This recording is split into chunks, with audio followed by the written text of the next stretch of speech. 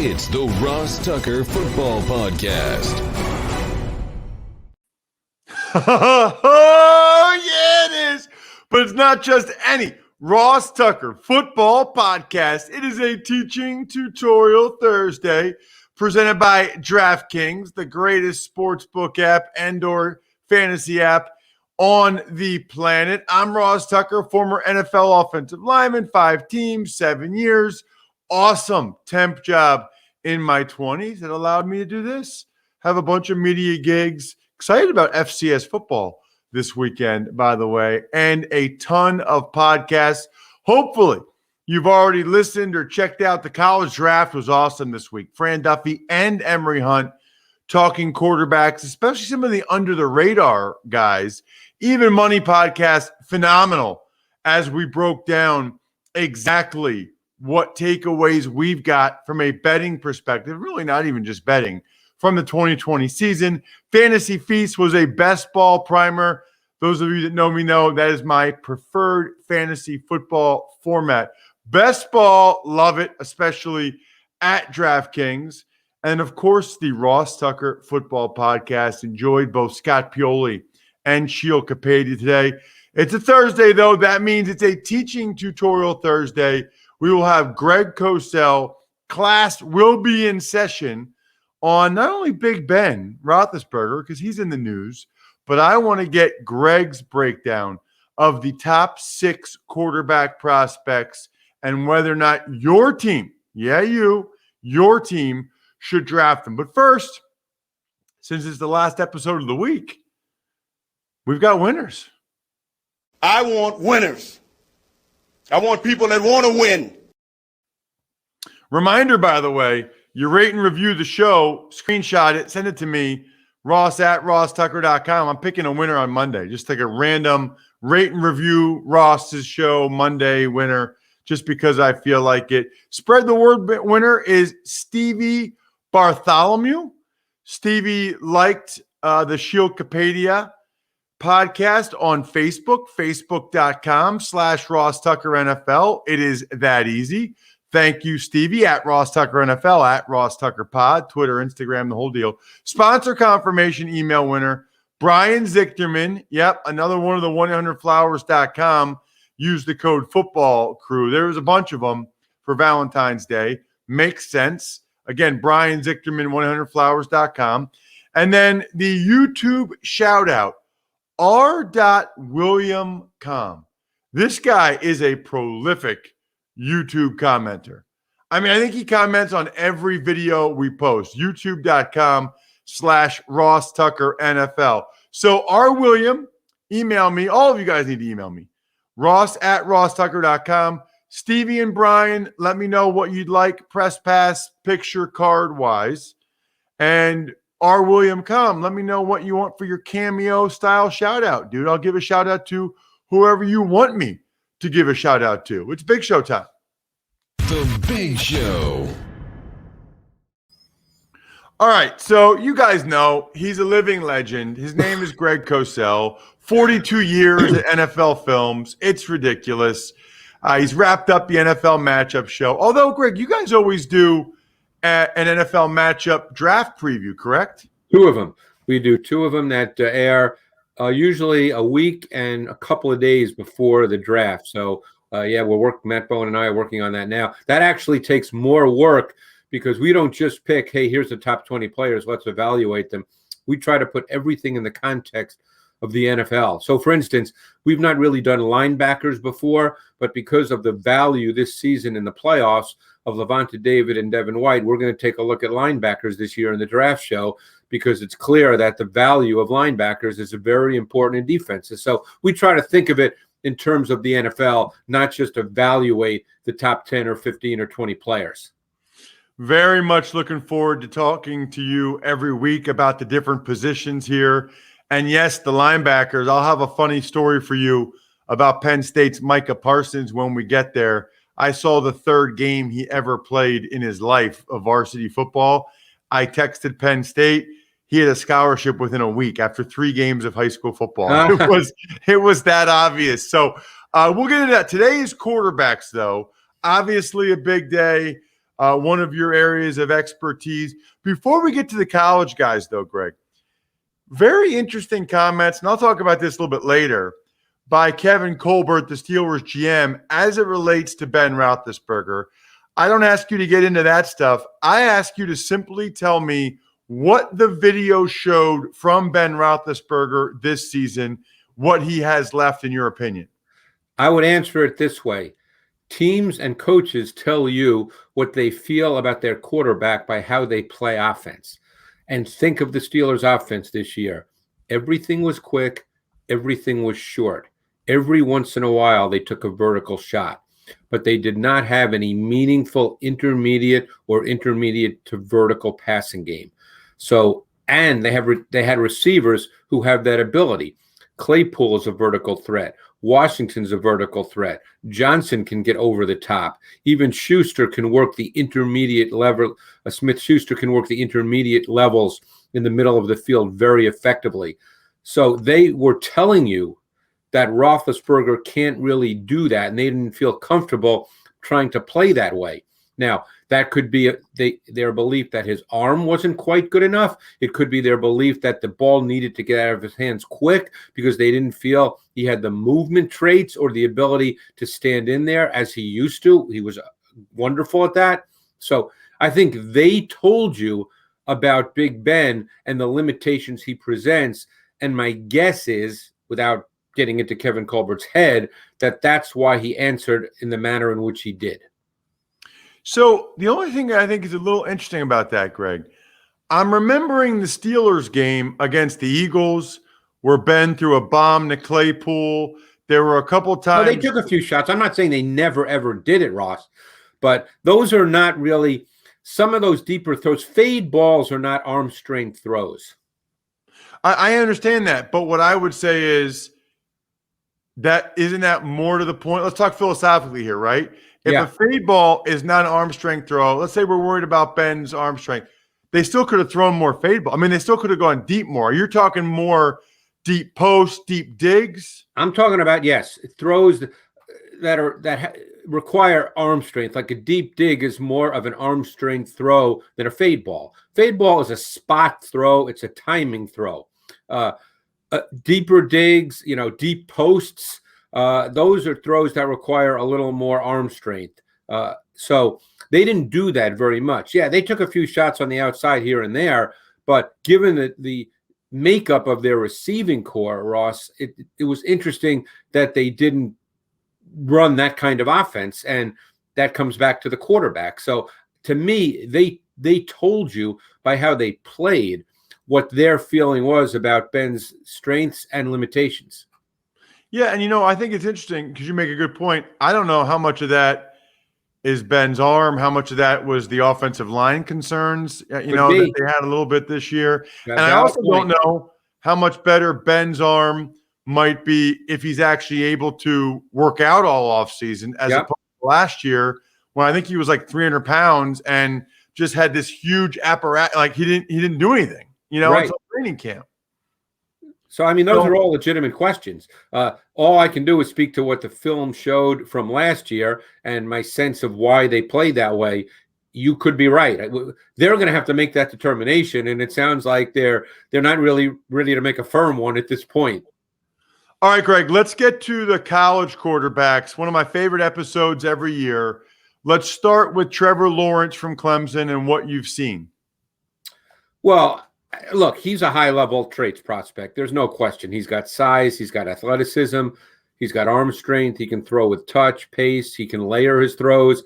He can throw with precise ball placement. He shows good elimination and isolation ability, and that's an area I believe he improved from 2019 to 2020. He can move in the pocket. I still think he needs improvement in that area.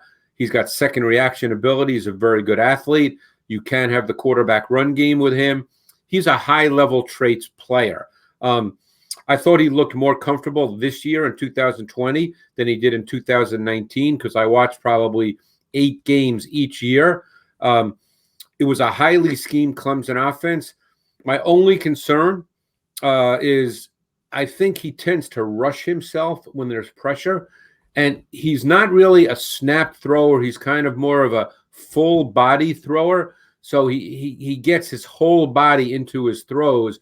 And I think when there's people around him, he does have a tendency to rush his mechanics and to play a little fast. And of course, at Clemson, he wasn't necessarily under pressure a lot. So, which is why you have to watch a lot of games, and I watch every play. You know what I do, Ross. I don't watch highlights. I watch every play of the coaching tape. So that would be one area that I think needs work. It's just the nature of his delivery and his motion, which is not going to change. I know you don't really give guys grades, Greg. And so I'm just curious, how does he compare to some of these guys that have gone number one overall the last few years in your mind? Well, the thing about evaluating quarterbacks is you do start with the physical traits, but there's more to the position than that. I mean, obviously, Trevor Lawrence is a much bigger man with a bigger arm than Joe Burrow, for instance. But there's more than just those traits. Now, I think Lawrence will develop into a quality NFL quarterback, but there's different ways to evaluate that. Burrow, I thought, looking at last year, had every single trait you would want at a pretty high level, other than the fact that he did not have a big arm. He was not a power thrower. I think Burrow's feel, for instance, was better than Lawrence's feel. And that's very important. That's a tough thing to quantify. You have to see the tape, and you have to watch a lot of tape to see that. But there's no question Lawrence is a high-level traits prospect, and my guess is he'll be a day one starter. I guess the assumption is Jacksonville will take him. We don't know that, but my guess is he'll be a day one starter, and he'll develop into a good player. Is there a clear number two to you, Greg, when you evaluate these guys, a clear second best guy in this year's class? Yeah, I would put Zach Wilson in that category. I think he has the look of an efficient ball distributor. He's got a good feel for the timing of the pass game. He's got a playmaking dimension with his mobility, which is becoming more and more essential in the NFL. His game in college was built on pocket efficiency and off-schedule movement. I think those things play well. I liked what I saw. I think that when you look at Wilson, you see much to work with as far as his traits, his feel, his awareness. I think as you transition him to the NFL, you look at a Shanahan, you look at a McVay, you look at those structured, well-schemed offenses, and you add a playmaking movement dimension, and I think Zach Wilson kind of fits that role. He can run the structure well, and I think he has the movement ability that you look for.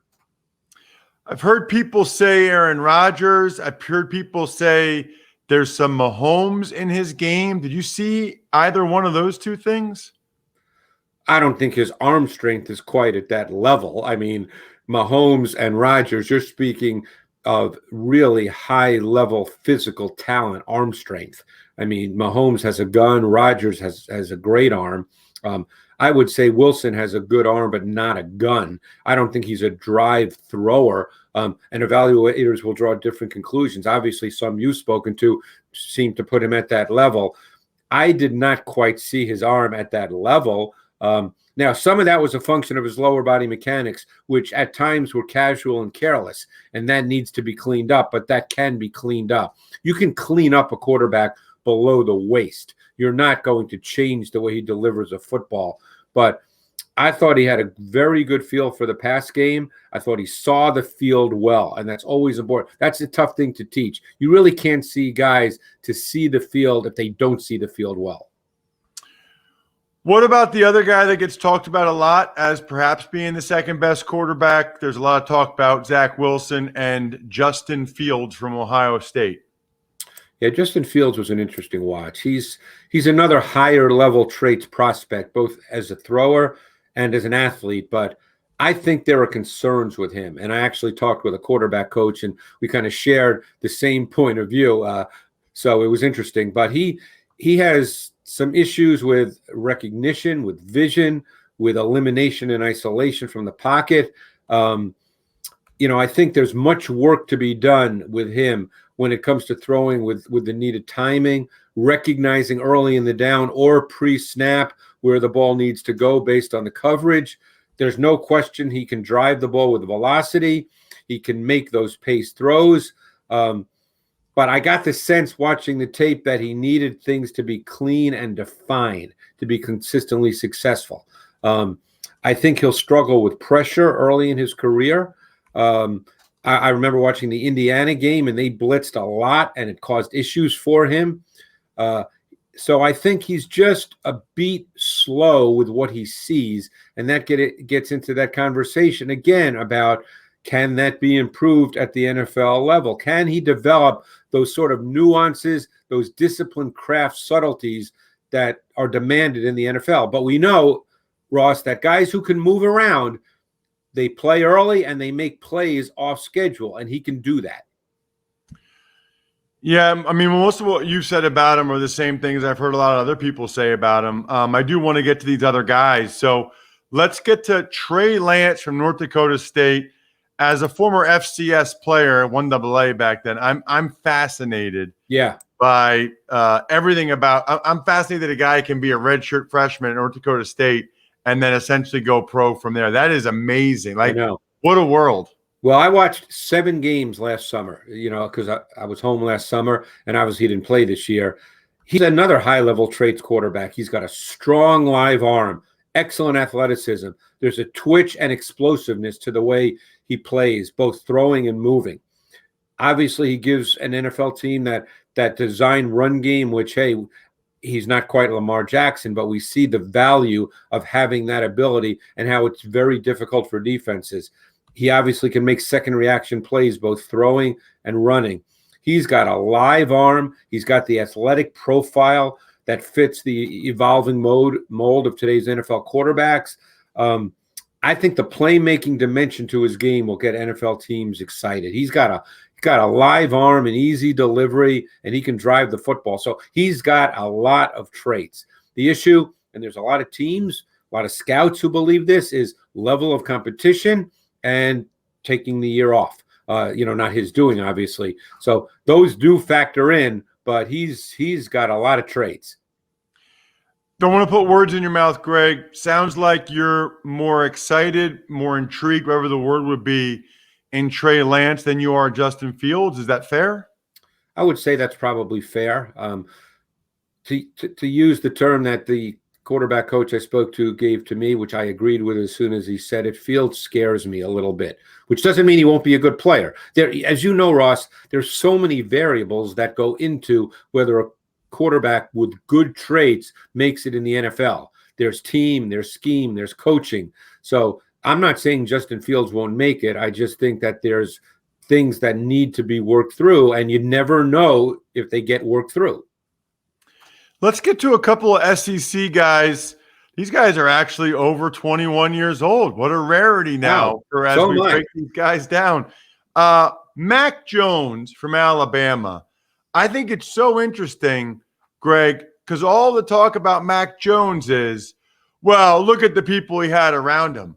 But nobody said that for Tua, when Tua had 4 first-round receivers and all these guys. I just think it's funny that seems like that shouldn't be the knock. Like, come up with a better knock than he's got really good players around him. That's all, BS narrative. One thing I learned really early in evaluating quarterbacks from people a lot smarter than I am, like the Bill Walshes of the world, is you have to evaluate the quarterback. You have to isolate the quarterback. The numbers are the numbers. That there's many reasons why numbers get put up. You have to evaluate the quarterback in a vacuum. You have to isolate his traits. That's the way you evaluate a quarterback. Jones was obviously a highly efficient executor and ball distributor in a really good Alabama offense with a lot of good players. The main question with Jones, and this is what you have to decide, is how important to you is movement and second reaction ability. We constantly hear in today's NFL that has become an essential trait. Now, I know the quarterback that just won the Super Bowl and is the greatest of all time, and he obviously did not have that trait. And I'm not comparing Mac Jones to Tom Brady. This is a philosophical point, Ross. The feeling now is that quarterbacks must have some kind of movement ability. Mac Jones is a bad athlete. He's got almost no ability to play outside structure whatsoever. So how does that factor into your evaluation of a quarterback that has a lot of other good traits? He has a very good sense of anticipation. He's got good timing. He showed some pocket movement. I wouldn't say he's great at that, but he showed enough functional movement where it's not in negative. He had a really good feel for throwing against zone coverage. He knew where to go with the ball quickly. He's got a lot of good traits, but the bottom line is he has no movement traits. He has no second reaction traits, and he's 6'2", and as I said, not a very good athlete. So where does that factor in? I think you need to understand what he is and what he isn't when you draft him. So I think he's one of the most intriguing quarterbacks in this draft because of the positive traits and the lack of traits. Last but not least, Kyle Trask from Florida is another guy that a lot of people talk about, Greg. Yeah, he's got outstanding size. He's got a physical presence to him. He kind of looks the part. But again, you're talking about a guy that was a ball distributor in a really well-schemed Dan Mullen college offense. He's got excellent ball location, always important. But another guy who's no meaningful second reaction off schedule ability. He's got to play within the structure. When he gets pressured, and there were games, Missouri, LSU, where there was pressure and there was not much for him to do. And his arm is good, not great. He's not a Carson Palmer thrower. So when you look at Trask, you see arm strength limitations. You see lack of second reaction ability. You see some poise and composure breakdowns in moneyed pockets. I think those are concerns as you transition him to the NFL. So again, my guess is if you spoke to a lot of coaches, they'd probably tell you he's a backup. That would be my sense. Got it. Greg, you're not a backup. You're a starter every Thursday on the Ross Tucker Football Podcast. Absolutely phenomenal. Follow Greg on Twitter at Greg Cosell so you can see everything he's doing, including breaking down position by position here on Thursdays on the Ross Tucker Football Podcast. A really nice compliment to what we do on the College Draft Podcast side as well. Thank you, Greg. Thanks, Ross. Appreciate it. And thank you, DraftKings. You kidding me? $1 on any team to hit a three-pointer this week in college basketball, and you win $100.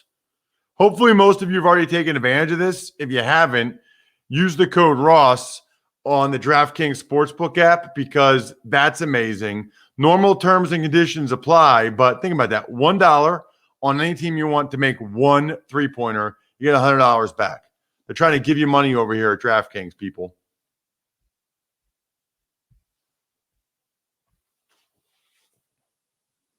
Tuck's Takes. Sorry about that. I thought you were going to continue with that. I didn't realize that was all you were going to say. Yeah, that's all I had to say. Okay. All right. Let's start today with Big Ben in your conversation with Greg about what the video showed for him and the Steelers' non-committal quotes as it relates to bringing him back in 2021. I think they are going to bring him back. I think Kevin Colbert did that deliberately to prepare the Steelers fan base in case they don't, maybe even take the temperature of the Steelers fan base. But really, I think he was sort of sending, this is my personal opinion, I think he was sort of sending a message to Roethlisberger and his reps like, hey, we got to really figure out the financial part of this. Really figure it out.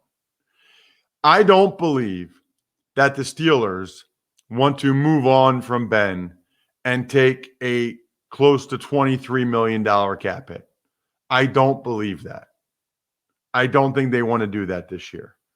But it is a possibility. Right now, he counts $41 million against the cap because it's his last year. They could easily do a restructure, a 3-year deal, make minimums the next couple of years. If you think this is his last year, make the minimum this year, give him, half of what he's going to make via signing bonus, spread it out over 3 years, and you're in a much, much better position.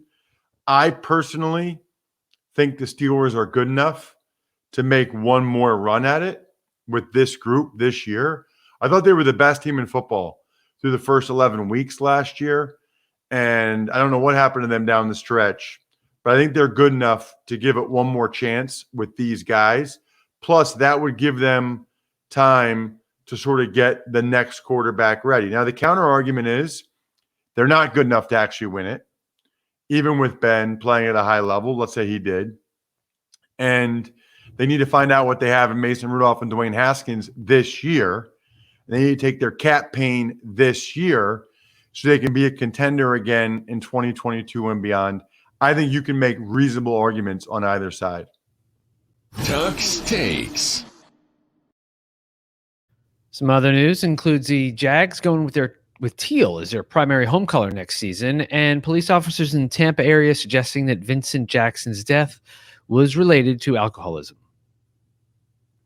Not quite sure I know what to say about that, the alcoholism thing. I guess I would need more information on exactly what the autopsy showed, other than, that is tough. That is a disease, and I know people that have had it, and I know people that have fought it, and it's a fight every single day. As for teal, I like that for the Jags. They are teal. Like that. That's what they were with Baselli and Brunell and Fred Taylor, Jimmy Smith, Keenan McCardell. It's kind of unbelievable, by the way, that those guys didn't make the Super Bowl. They had a loaded team. It really just goes to show you how hard it is to make the Super Bowl, like 10 times, like Brady, let alone win it 7. It's just ridiculous. I mean, the Jags had some loaded teams back in the day. Their O-line, Ben Coleman, Leon Searcy. I mean, they were absolutely loaded. But I like the teal. I think it's a good idea. Reminder, by the way, I mentioned it earlier, just rate and review the show. Any shows on any of the podcast apps, especially Apple Podcasts, but rate and review, send it to me, ross@rosstucker.com, and I'll let you win whatever you want on Monday. You can win a signed picture, a signed card, or I'll do a YouTube shout-out, a video shout-out just for you. Let's get to an email, Bri. Ever wanted to ask an NFL player a question? Well, here's your chance. It's time to Ask Ross. So the email address is always ross@rosstucker.com. That's how you can get at me, as the kids say. I love your email questions. We don't get to enough, which is why we'll probably do another one of those YouTube exclusive shows, football feedback, maybe next week or the week after, where several of you guys can come on the show and ask me a question. I'm really looking forward to it. At any rate, we do try to get to your email questions when we can. What do you got here, Bri? Hey, Ross, I heard you mention about broadcasting boot camp that you went to back in the early days after you finished playing. Tell us more about how you got started on this path and what you might be doing if you did not go in this direction. That is from Mike.